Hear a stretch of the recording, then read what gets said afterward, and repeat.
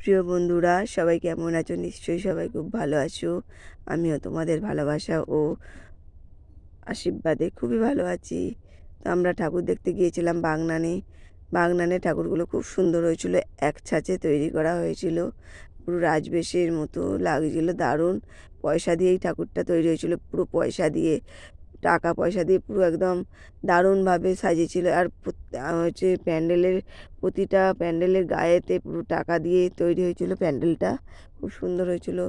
আমরা সবাই মিলে গিয়েছিলাম, আমার বোন, মা, আমার হাজব্যান্ড, আমার দুটো পুত্র, আমি, সবাই মিলেই কটা দিন খুব আনন্দ করলাম।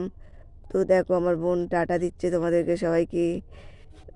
তো আমার মা বসে আছে যে দূরে, আর যেখানে স্ট্যান্ড পাখা একটু প্যান্ডেলেতে রয়েছে সেখানেই সবাই মিলে হুমড়ে পড়ছে। তোমরাও কি ওরম করো? আমরাও একটু স্ট্যান্ড পাখা দেখলেই বসে পড়ছি। হাওয়াতে প্রচণ্ড গরম হচ্ছিল তো, আর ঘেমে নিয়ে সব একাকার কাণ্ড। আর পাখা যেখানেই দেখতে পাচ্ছিলাম পাখা, সেখানেই একটু করে বসে পড়ছি, একটু করে আরাম করছি।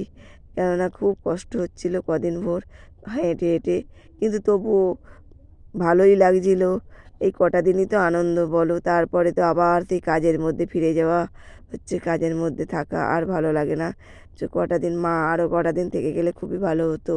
দেখো মায়ের রূপ দারুণ, যেন পুরো একটা রূপ ফেটে পড়ছে, এত সুন্দর মায়ের রূপ হচ্ছে, দারুণ। প্রত্যেকটা ঠাকুর, বাগনানের প্রত্যেকটা ঠাকুর খুব সুন্দর হয়েছিল।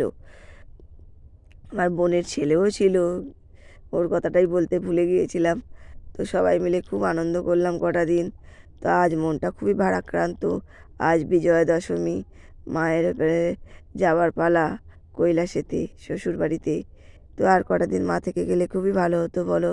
সবার মধ্যে এই আনন্দটাকে আর কেউ ছাড়তে ইচ্ছা করছে না হচ্ছে সবাইকে। তাই বিজয়া দশমীর প্রীতি শুভেচ্ছা ও ভালোবাসা জানালাম।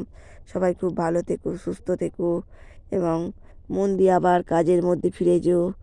আমিও কাজের মধ্যে ফিরে যাব, আবার সেই কাজ, আবার সেই নিত্য একঘেয়েমি জীবন। এই কটা দিন হচ্ছে সেই নিত্য একঘেয়েমি জীবনের বাইরে থেকে আমরা একটু আনন্দ করে নিলাম। আবার একটা বছর পরে আবার মা আসবে।